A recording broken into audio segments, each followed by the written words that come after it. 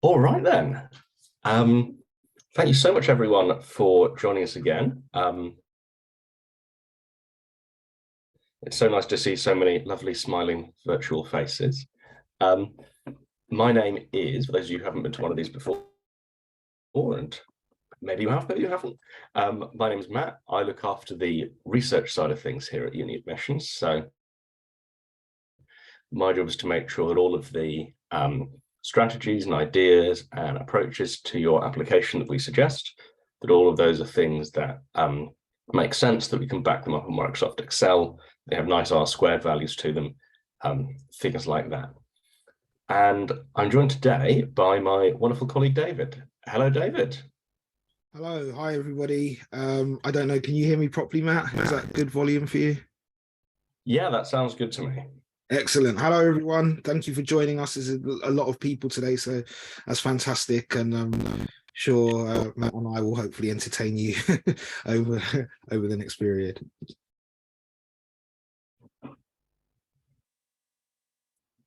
Yes, entertain and inform, especially the inform. That's the really important part. So to start off with, we will be talking about today personal statements. How to write a good one, various sort of tips and tricks and things to avoid. Before next time in a couple of weeks, we're going to be talking about the really unique appeal of Oxbridge and what draws so many people to it, as well as the interesting things you can do there that are particular to those universities. So on with the personal statement show.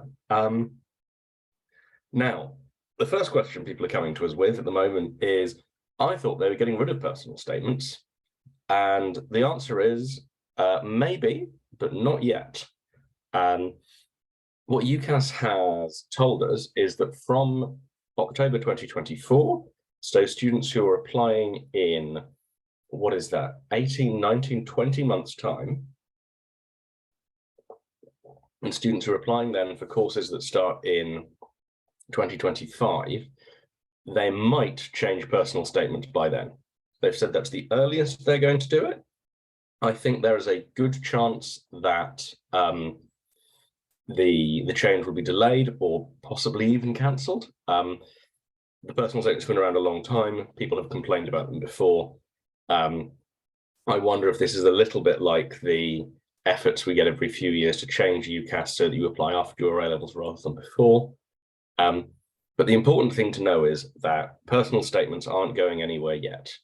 If you are sitting your A-levels next year, if you're doing your AS levels this year and you're planning to apply for university, then you want to be paying attention to how to do a good personal statement, because you're still going to be doing one. And as we say, it may be that it takes longer for them to change than is currently planned. So watch this space, but nothing to worry about for this year. Now, one of the reasons people are hoping they change the personal statements is because they're really annoying to write. You probably haven't written anything like it before. Writing about yourself is weird and uncomfortable. It's a really awkward piece of writing to do. This is one of the reasons there's talk about getting rid of it, but it also means it's an opportunity for you, well-prepared students who are coming along to webinars about this sort of thing months in advance, to really excel. Because if you can do a really good job of it, if you can be really good at something that other people find really hard, the advantages to that are even bigger. Did you have any fun writing your personal statement, David, or did you hate it as much as everyone else? I'm definitely in the latter category. Yeah, torture for me. Torture for me. Just I think, like a lot of students, I wrote way too much. I think I was on 7,000 words on my first draft, and it was a lot of cutting and chipping away at stuff that I thought was brilliant. So yeah, it took a while to get it to where I needed it. 7,000 words. That's a personal manifesto. That's God. So as David mentions there, you are, one of the constraints of the personal statement is you do only have those 1,000 or so words, about 4,000 characters to play with. So you want to make sure that you are using them well. Now, unlike David, you don't have a whole page for your introduction. And most people will get very worried about the opening line of their personal statement. I often suggest to people that you write this part last, but there are some really easy mistakes to make at the beginning of the personal statement that you can avoid. They're going to set you up for a good piece of writing. The first of these is starting with a cliche like these. Oh, I've always been interested in chemistry. Now, the first thing to say is here, obviously you haven't always been interested in chemistry. You probably had to wait until you found out about chemistry. You probably weren't interested in chemistry until you were, I don't know, 6 or 7 years old. And considering you're only 17, that's what, a whole third of your life you weren't interested? Maybe more? So these cliches, apart from being annoying, they're also sort of factually inaccurate. So don't say you've always been interested in chemistry. For as long as you can remember, again, and don't tell me how interested or fascinated you are if you can avoid it. I know you're interested. That's why you're applying to study the subject. What I want you to do is to show me that you've actually done something about that interest.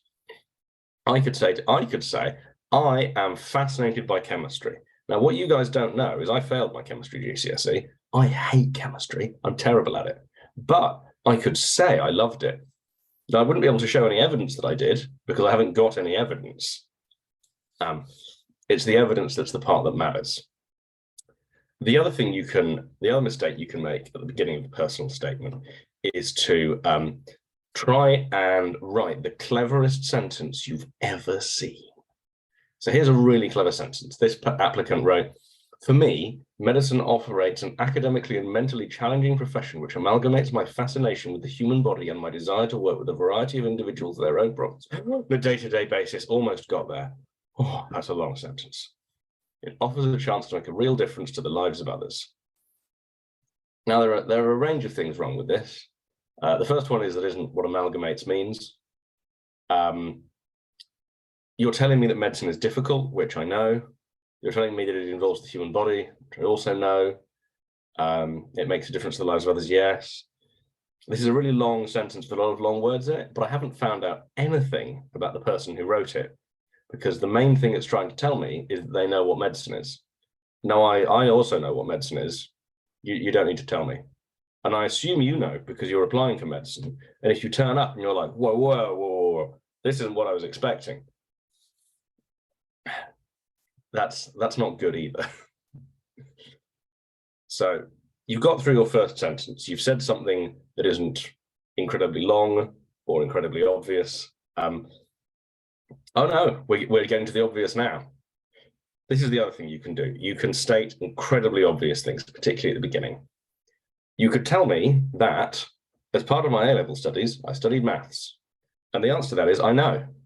I'm reading your UCAS form. On the other side of this piece of paper, it says what A-levels you're doing. You don't need to tell me again. I already know. You might tell me what you've learned from maths. You might say, I have learned maths has given me analytical and problem-solving skills. And I would say, correct. That is what maths is. You might say, English has given me skills in writing. I'll be like, yes, that is what English is. Spanish has helped me understand different cultures. And I'll be like, yes, like the culture of Spain, where they speak Spanish. I already know all of these things. The person reading this, I know what maths is. I know what Spanish is. You don't need to tell me. I'm not going to be impressed that you know. I would hope you know. And you're not showing me a level of depth and interest and seriousness. You're just, you know, when people start an essay by citing the dictionary. You ever seen this, David? Yes, I have. Yes, indeed. It's that sort of thing. You don't have enough to say, so you come out with the least controversial thing you can say at the very beginning to fill up space. Don't tell me what maths is. This goes as well for joint subjects or subjects you might not have studied at school. If you're applying to study economics and management, saying, I like the multidisciplinary aspect of the course, they'll be like, yes, it's in the name. That's what the and means, that there are two. There might even be 3 parts. Again, don't try and tell the person who is reading the personal statement like a load of obvious stuff they already know. This is all about remembering the person you're writing to. They have read the form. Normally, the way admissions tutors do this is they read the whole of the form, and then they read the personal statement at the end, and they make some little annotations on it. They know who you are. They also know what the subject is. You trying to define it for them or explain it to them is a little bit silly. The guy who is the boss of maths at Oxford, he knows maths. He may not know a lot of other things, but he knows maths. You want to be showing them why you're curious and interesting and that you have questions and want to learn. Trying to explain the subject to them isn't going to do that. Because the last thing you want to be doing here is patronizing them. And this is something we'll talk a lot more about later in the year when it comes to interviews. But the biggest mistake people make in interviews, in my experience, is they give off the impression that they want to teach, not to learn. And unfortunately, university is for learning. It's for teaching as well, eventually, but that's not what you're applying to do. So next up, this is the actually important part of the personal statement. The introductory bit, I'm always tempted to write this last. For some people, you can get away with one sentence, just to say, you know, I'm interested in X aspect of Y subject. It's really easy to get bogged down in trying to explain your motivation like a fun story. But the important part is to have some analysis of the ideas, the things you're interested in studying,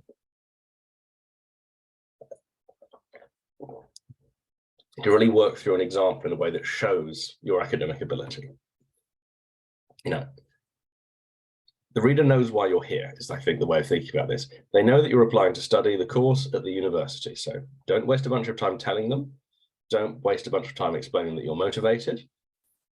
Focus on showing that you are really genuinely interested in the thing that you've applied to study and that you are doing the reading on your own. You are actually investigating this subject and developing your interest and expertise. So let's take an example from a law applicant.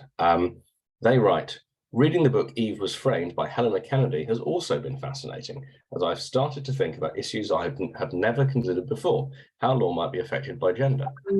Since watching 2 documentaries about jails in Miami, Florida, I've also become interested in the differences between the British and American legal systems. So there are a few things to say here. The first of these is perhaps a little bit of a specialist point, but I think it's really helpful for you all to know. Eve Was Framed is like, if you type in law personal statement in Google, that is the #1 book that shows up. It's the #1 thing that pops up if you type it into Amazon. It is the #1 most obvious book to talk about in your personal statement. When I review personal statements, normally 15–20% of them will mention Eve Was Framed. It's a good book, but if you're trying to stand out from the crowd, it's not the book you want to be going with. The other problem here is, although this person has read the book, it doesn't seem like they've thought very much about it, because it's taken them half a sentence to summarize what they thought about it, which is, it hadn't occurred to me that the law might apply differently to people of different genders. They haven't gone anywhere with that idea, though. What they've done is they've watched some documentaries. Again, you're trying to show your depth and your interest. You've watched 2 documentaries. Okay, so we're talking like 3 hours, maybe 4 hours worth of research about Miami, Florida. I have a feeling that these, do you watch many documentaries about, I haven't watched many documentaries about American prisons. I don't know if you have, David. I have a feeling these might not be the most rigorous academic things. I think they might be kind of sensationalist and exciting. Yeah, I again not a huge fan either, but I would I'd follow that train of thought, definitely. Yeah. And it's not saying I'm interested in the law because I watch a lot of Silent Witness or Happy Valley or whatever, but it's not a million miles off. The other thing the mistake the person's made here is they've said they're interested in the British and the American legal systems. Now that's fine, you can be interested in that, but you're applying to study British law, or English law as it is. Don't get distracted by something else happening across the water that you feel is kind of sexier and more interesting. Actually apply for the thing you're applying for. If you're really interested in American law, go to Harvard or wherever, but stick to the topic at hand.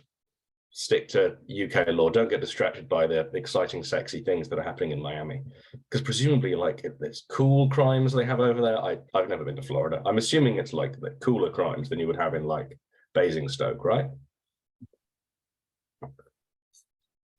I'm getting a smile of agreement. So the way to think about your example is this: have you chosen something that you're reading for your A-levels anyway? Or something very similar to that. You know, if you are applying to study English and you've decided to talk about The Crucible or To Kill a Mockingbird or King Lear, these are all great texts that there's a lot of interesting things to say about. But is the message you're sending, I have only read one book and it was the book I needed to read for my A-levels? Because that's not a good message to be sending. Are you just picking the most obvious book you can find when you Google personal statement, subject name? That's the message I get with Eve Was Framed. You can develop those ideas. You can have a really interesting thing to say about that book, but that tends not to be what happens. What you want to be doing is showing that you have read really widely or deeply or both, that you are interested in a range of different things within the subject, that you have drilled down into a particular area of the subject you're planning to study. But however you're doing it, you want to show that you are really interested in something and that there is an evolution of your ideas and your reading that goes through the personal statement, showing that you are actually doing the work. Because, spoiler, when you get to university, you're going to be doing a whole lot of studying that one thing you've signed up to study. And if you can't show in the personal statement that you're interested enough in it to read like a new book every 6 weeks, that's saying to me, I don't think they're going to enjoy this course because they're not that interested. So next point, exploring the text. This is like I mentioned a moment ago, this is the important part. Look at the book you've picked up. Let's stick with, let's think of, actually, no, let's not stick with Eve Was Framed. Let's talk about, do you know The Man Who Mistook His Wife for a Hat, David? No, I'm going to say no to that one. So it's this is one of the books a lot of people read if they're planning to study psychology, and it's about the brain,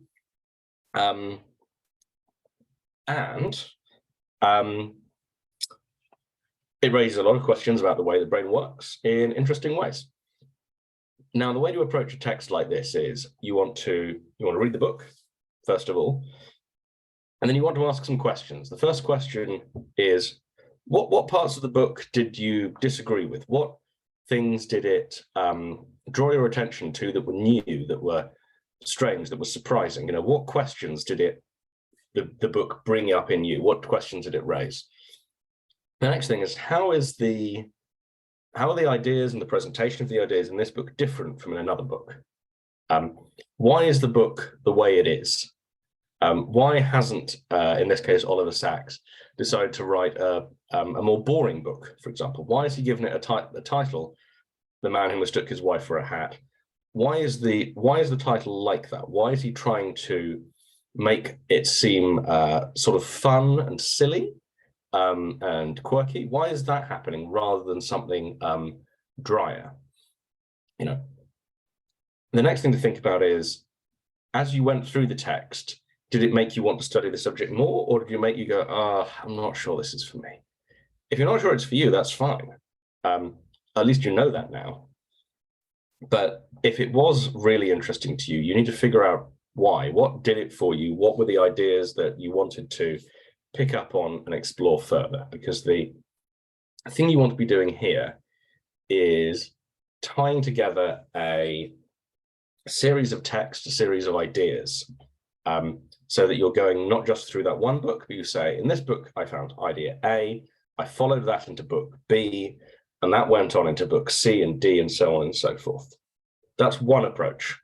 What we're looking at on the screen now is another approach, which leads us into a slightly different point, which is, I'm not going to read this, it's a massive chunk of text. But what you can see here is this person has devoted a whole chunk of their personal statement to thinking about Plato.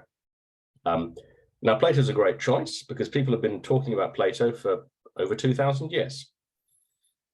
It's really important, if you're going to talk about Plato, therefore, to take Plato really seriously. What you don't want to do is dash off your comments on Plato in like 2 sentences and be like, Plato says this, but sounds like rubbish to me. You want to be shown that you've engaged seriously with the text, that you've really looked into it, that you've really understood the ideas. You could write a whole personal statement about one tiny part of Plato's ideas, because people spend whole careers writing about Plato. Your personal statement is 1 page. But if you're going to do that, you want to do it by really taking the text seriously, remembering that this text is going to be around long after your personal statement, really engaging with it properly. Now that leads me on to my next point, which is things outside of the classroom. We're getting towards the end of the personal statement now, our imaginary personal statement. And this is where things become a little bit frustrating for a lot of students, because for Oxford and Cambridge particularly, the universities don't really care what you've been doing outside of the classroom in a lot of cases. If you were, a big deal in some student society, if you were particularly good at swimming or cricket or something like that, how well you did on your Duke of Edinburgh, all those sorts of things, while they are interesting and good, and hopefully have helped you to be, in good physical shape and interesting and learn about maps or whatever it is people do on Duke of Edinburgh. If you're including these in your personal statement just as a list of things you've done without linking them to why you would be good at studying the subject, then there's no point in having them there at all. This is frustrating because you've put time and effort into these things.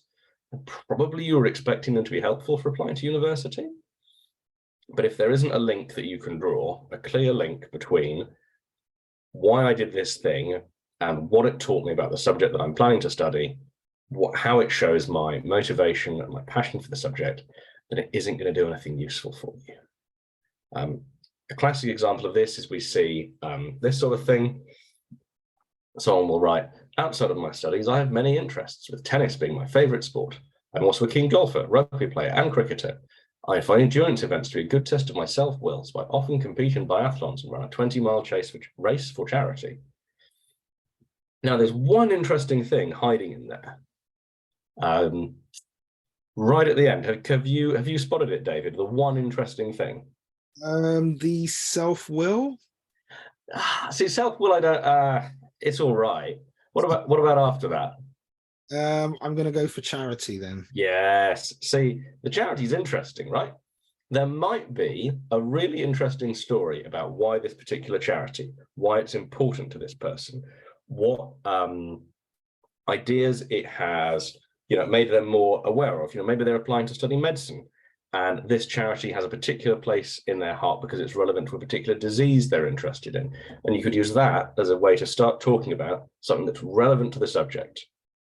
Maybe they're applying to study philosophy. Maybe they're really interested in the idea of charity. What should we give money to? How do we choose between 2 different charitable causes?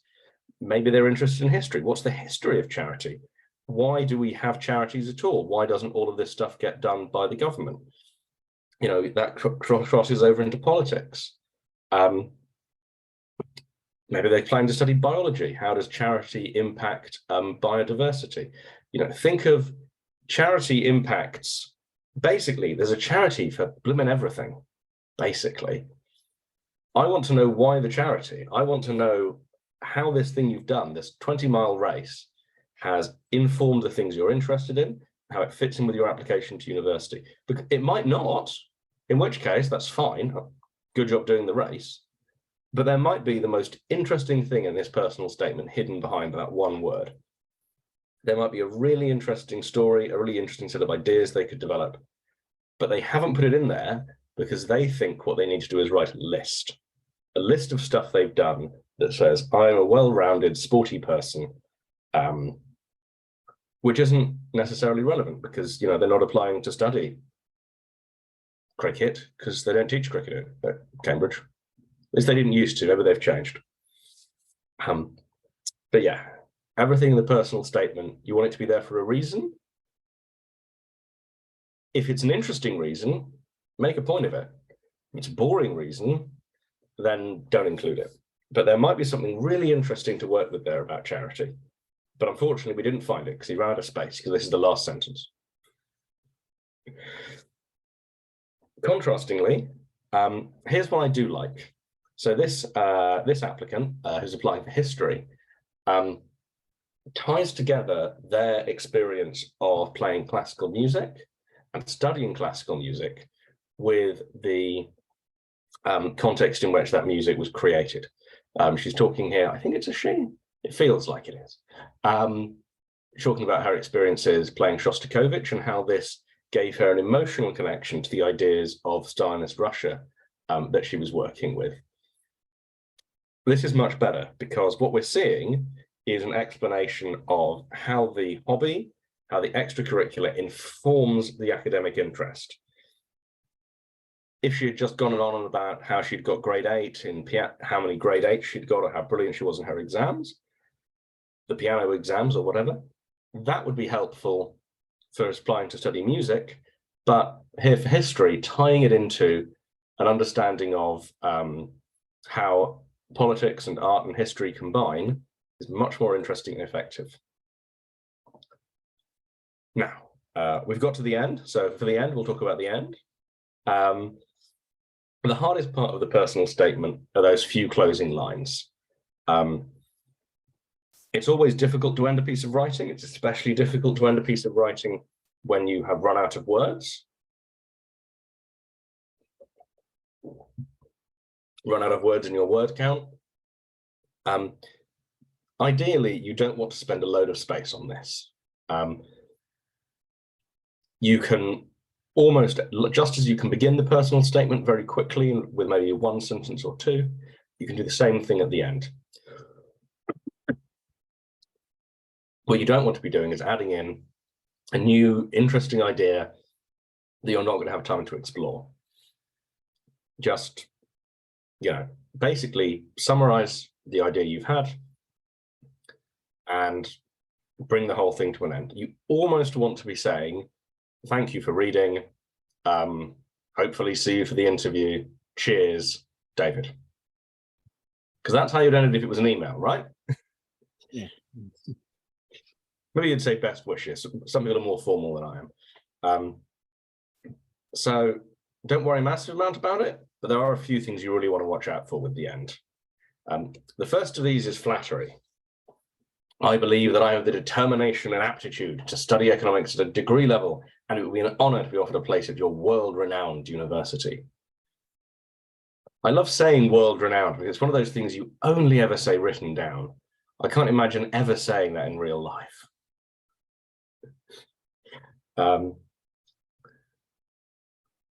The university knows it's good. They know you want to go because they're reading your application. They know you want to study economics because it says economics at the top. This isn't any new information. It's just kind of weird flattery. It's annoying.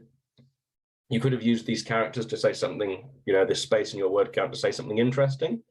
You could have shown me that you have the determination and the aptitude, but instead you've told me. I want to be shown, not to be told. It's a cliche, but for a reason.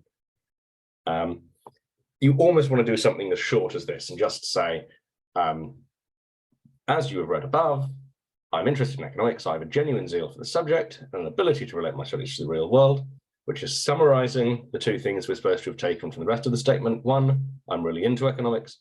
And two, I've shown you in the previous paragraph that I can link it to the real world, not just big mathematical models and theories.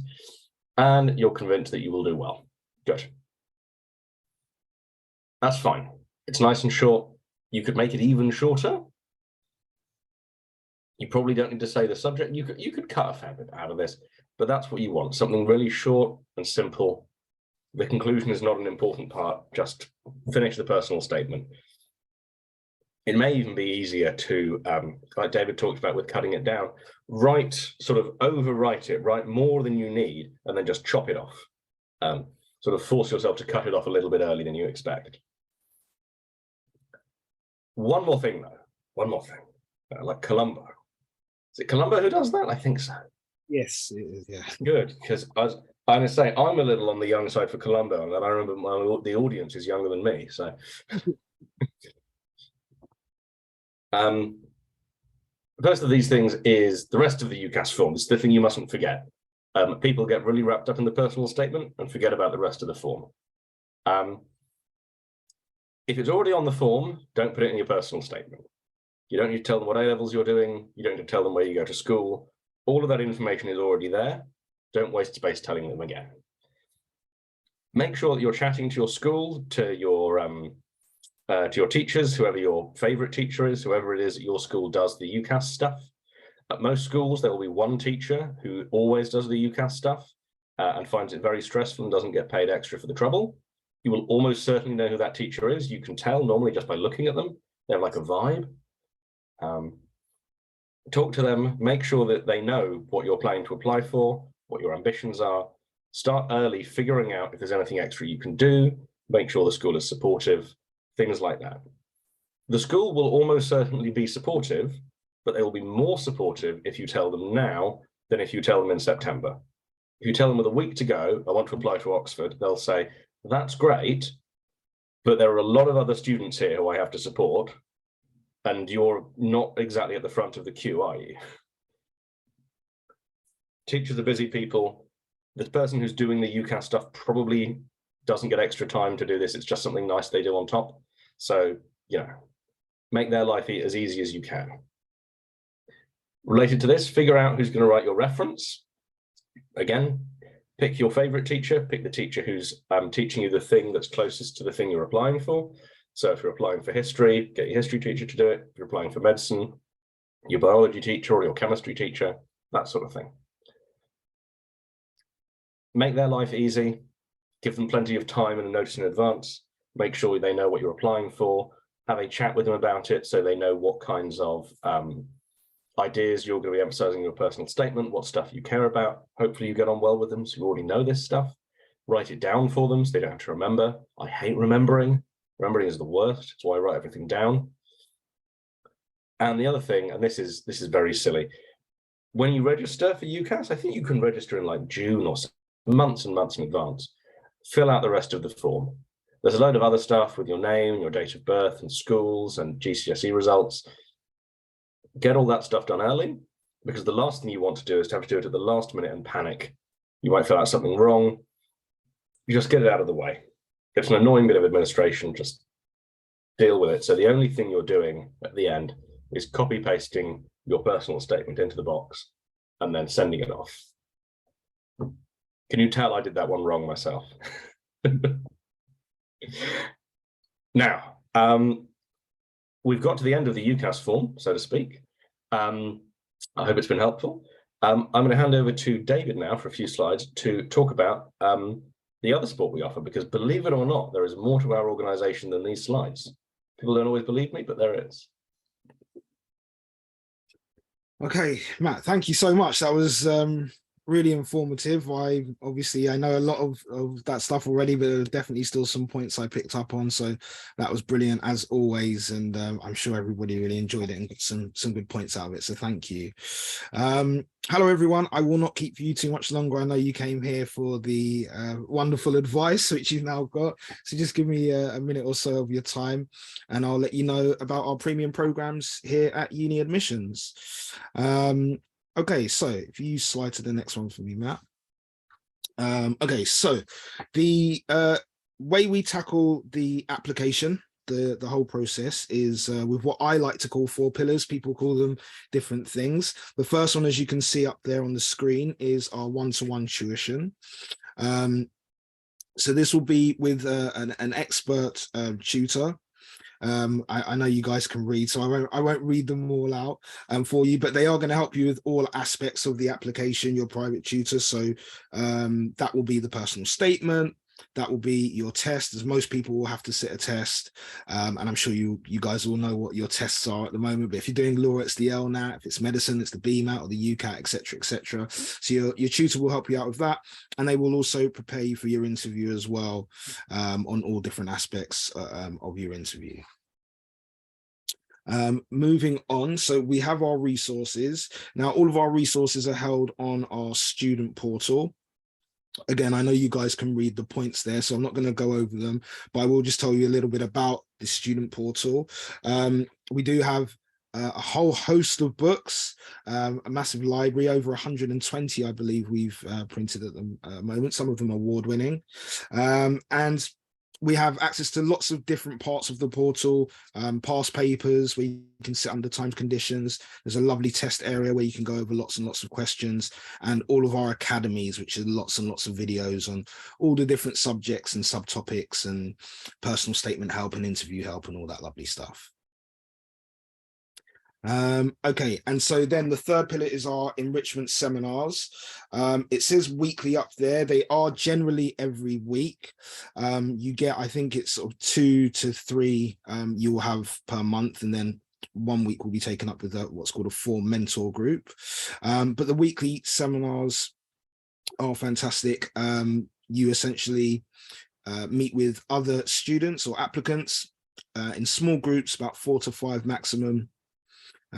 You'll be given a handout and some pre-reading on your subject, and each week you will discuss with a tutor a different topic in your given subject field.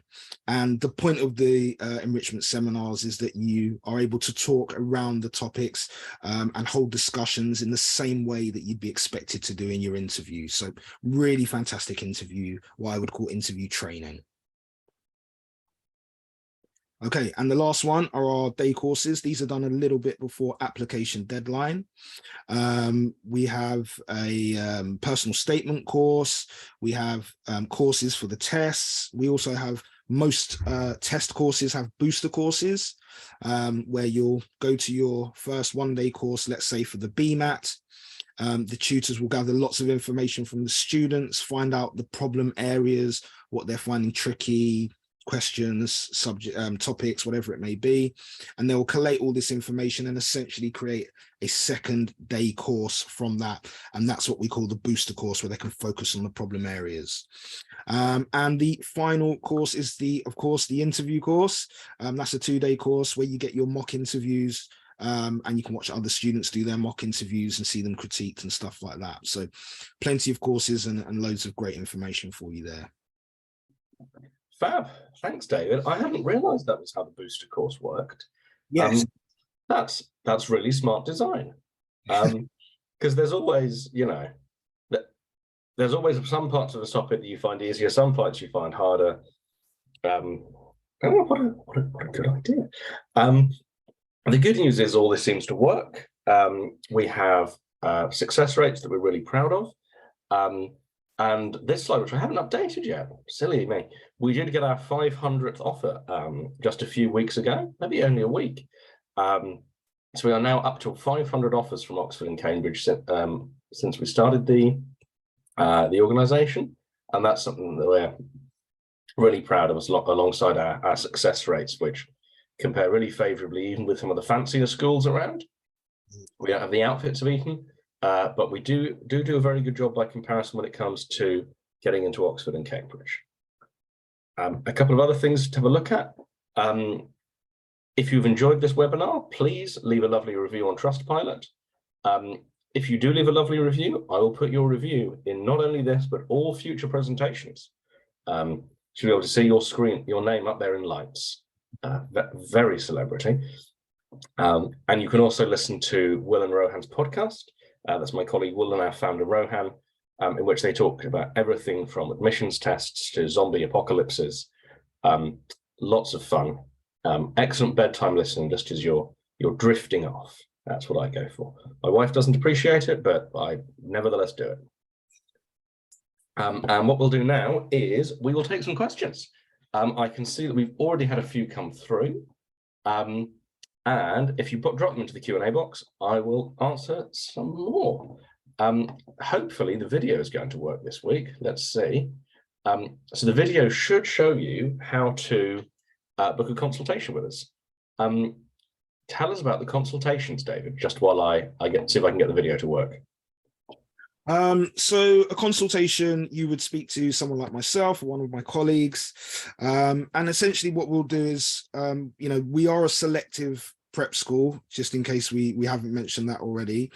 We're selective, as you can see, the results are fantastic. And so what we do in a consultation is we'll speak generally with the parent.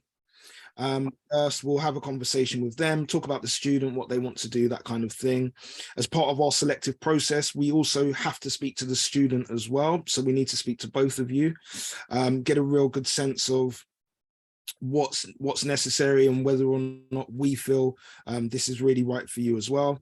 And then we'll take you through all of you'll give us all your information, we'll then give you a load of information, and then at the end of the call we'll see if we can work together and give you some fantastic program guides and stuff for getting into Oxbridge. Brilliant. Thanks, David. It looks like the video is working, which is exciting.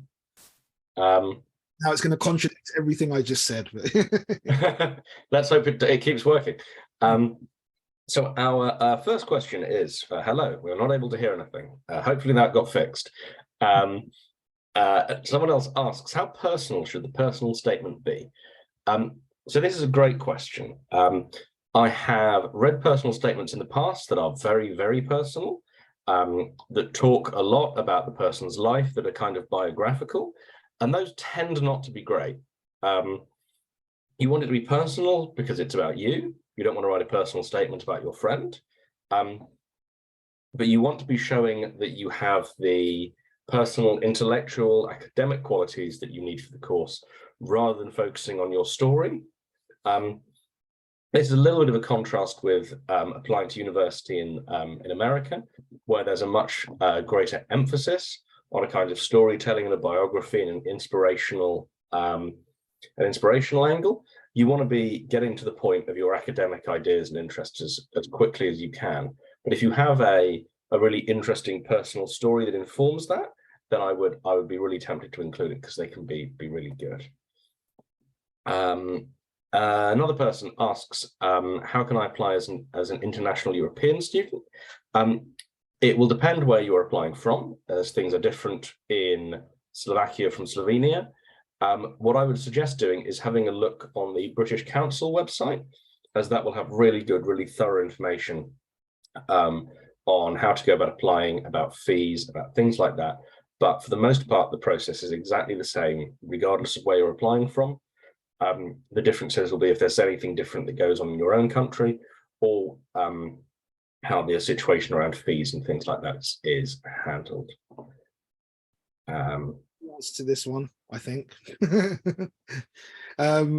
So do you have to do all science-based subjects for A-levels to apply for medicine in Oxford?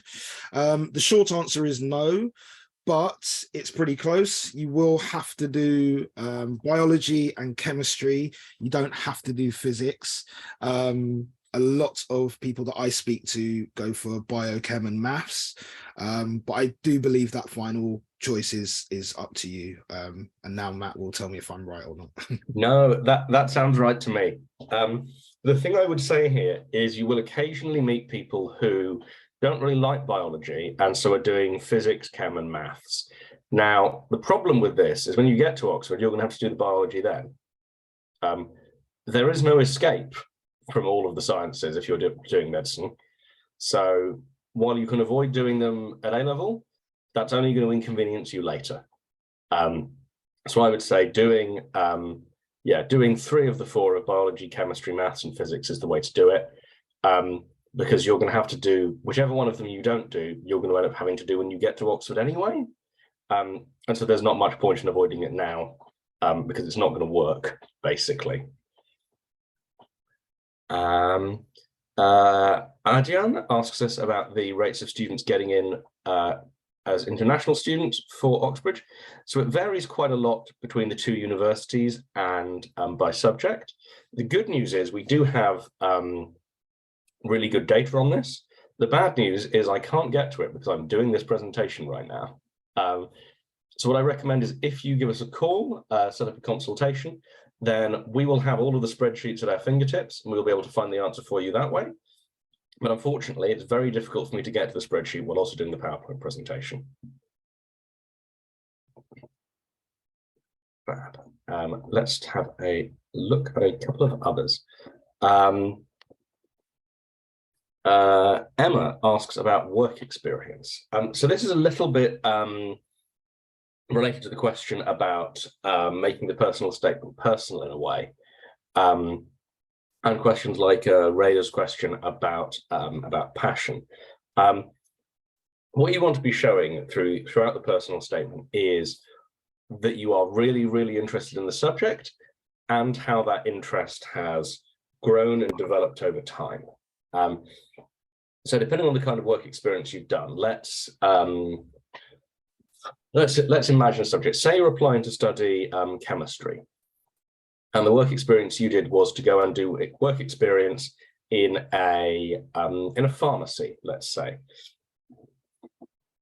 So what you did during your work experience is you began to understand the different ways in which illnesses are treated by medicines and drugs, to understand the different systems that are involved in controlling access to those drugs, understanding how mixing up different drugs with one another can cause all sorts of problems. And you might even get a little bit into the business and the economics of pharmacies and chemistry. You know, why is it that paracetamol can be so cheap? Why is it that other medicines are so expensive? You know, what you want to be doing is taking the academically relevant ideas that you come into contact with in your work experience, talking about how your work experience exposed you to these ideas, and then talking about how you've developed your interest in those ideas since you did the work experience. So my pharmacy example, maybe in that case, you spend some time trying to understand how it is that drugs are manufactured and produced. You know, what are the chemical limitations of certain things? Are certain drugs simply easier to make because they have like cheaper chemicals in them? Really getting into the biology, into the chemistry, into the like deeper chemistry of them. So, you know, why might a left-handed paracetamol be different from a right-handed paracetamol? Because they do have handedness. It's like a shorthand, but that is one of the ways that medicines work. Really tie your work experience in with the things you're interested in. Hopefully you were doing chemistry and that was your work experience, in which case I've given you an answer, but probably you weren't, in which case you have to find one for yourself. But that's the way I would go about approaching it.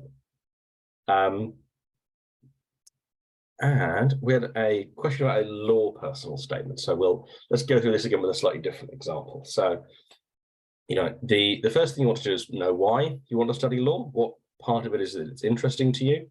You know, are you interested in, are you interested in criminal law? Or are you going into it because of your interest in commercial litigation? Are you interested in the big picture questions of law around government and society?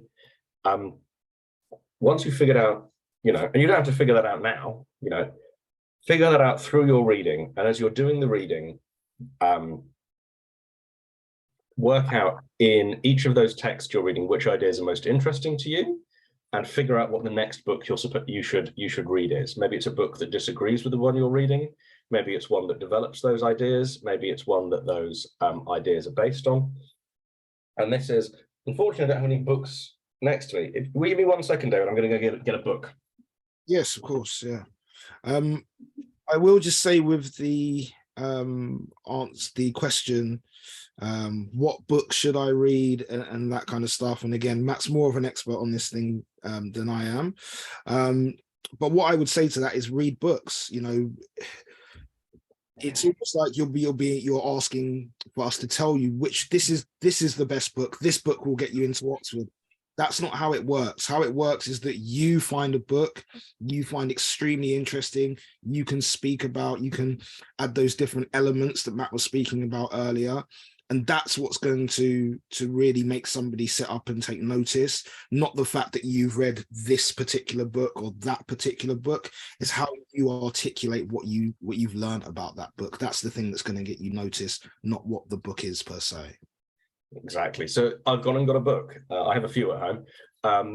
So the book I first found was, we've got, can I get that in focus? No. and it does not like that.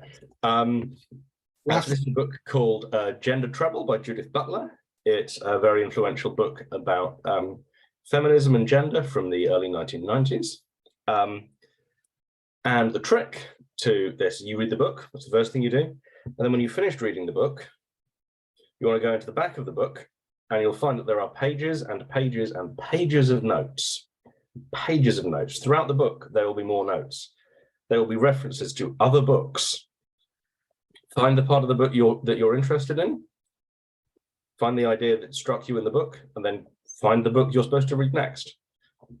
It will sort of fan out like a spider's web, I promise. And all of a sudden, once you're 3-4 books in, and you come to write that down in your personal statement, what you've got is a great intellectual journey to go on. You can say, I read this book. I then read this second book that contradicts those arguments. I read a third book that tries to make them fit in with each other better. I read a fourth book that says both those other books are racist. I've come to this other set of ideas. That's the way you want to do it, to show an evolution of your ideas through the text that you're working with. Because when you get to university, that's what they're going to be expecting you to do. And so showing you can already do it, that you're already practicing, is kind of the secret to it. So I'll take a couple more questions, and I think we'll call it a day. Not least because my voice is asking me to. Arena asks about doing chemistry before applying to study law. No, absolutely fine. Law is a subject in the UK that you can apply to having studied basically anything. It won't matter whether you've been studying English and history or whether you've been studying chemistry and maths. As long as you can show your interest and you've got the intellectual ability to deal with it, then that's absolutely fine. Similarly, I have some friends who are appalling at maths, and yet they've become accountants. And I mean really appalling at maths. One thing I will just add for the law that we always tell people is that, and I'm sure it's already been covered, but pick an essay-based subject. So pick at least one of your subjects as an essay-based subject. So don't do math, physics, and economics. Do, throw in English or history or something where you would need to write some essays, because that's a good thing to be able to show the university. But apart from that, as Matt says, it doesn't really matter. Pick what you're good at and what you're interested in. Yeah, and particularly if you're interested in maths and chemistry, that's going to be in contrast with a lot of other people applying, so you can make that into something interesting, something different about yourself.